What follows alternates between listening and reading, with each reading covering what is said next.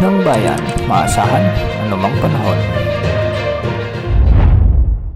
Magandang araw po sa ating lahat. Narito ng update kay Bagyong Pipito ngayong araw ng Biyernes, November 15, 2024. Mabilis na lumalakas si Bagyong Pipito at ngayon ay isa ng typhoon category dahil ito ay nag-undergo ng rapid intensification. Inaasahan pang ang lalakas ito bilang super typhoon bukas ng gabi o sa linggo ng madaling araw. Huling namatan ang sentro ni Bagyong Pipito sa layong 630 kilometers silangan ng Giwan Eastern Samar. Taglay na ngayon ang lakas ng hangin na umaabot sa 130 kilometers per hour malapit sa gitna at pagbugsong umaabot sa 160 kilometers per hour. Sa ngayon ay kumikilos ito ng pakanluran sa bilis na 30 kilometers per hour. Dahil nga sa patuloy na paglapit ni Bagyong Pipito sa kalupaan, nakataas na ang Tropical Cyclone Wind Signal number 2 sa silangang bahagi ng Northern Samar, ang northern portion ng Eastern Samar. Signal number 1 din sa southeastern portion ng Quezon Province sa may Camarines Norte, Camarines Sur, Catanduanes, Albay, Sorsogon at Masbate.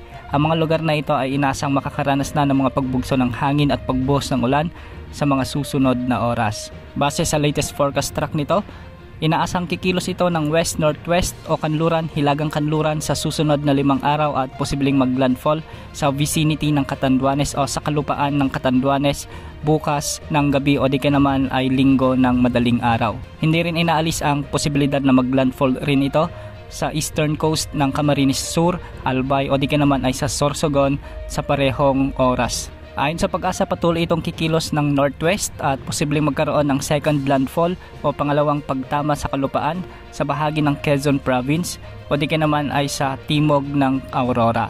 Dadaanan nito ang mga kalupaan ng Central Luzon bilang malakas pa ring bagyo kahit na humina ito ng typhoon category. Sa mga kababayan natin ay paghandaan na ang malakas na bagyong ito dahil posible ang malalakas na pagbugso ng hangin at malalakas na ulan, lalo na at maraming lugar ang tatamaan nito, particular sa Central Luzon, Northern Luzon at kasali na ang Calabarzon at Metro Manila.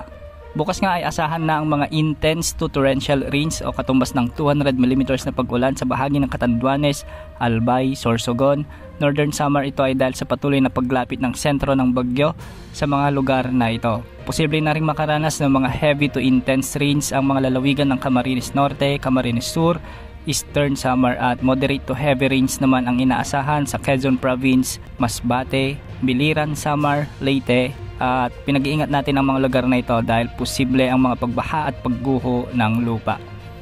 Pagsapit naman ng linggo hanggang Lunes ay papahilagan na ang malalakas na pag-ulan habang patuloy namang kumikilos ng hilagang kanluran si Bagyong Pipito. Pinaganda natin ang ating mga kababayan din sa Central Luzon kasama na ang Metro Manila at Calabarzon, posible rin sa ilang bahagi ng Ilocos Region sa mga posibilidad ng pagbaha at pagguho ng lupa habang tinatawid ni Bagyong Pipito ang mga kalupaang ito.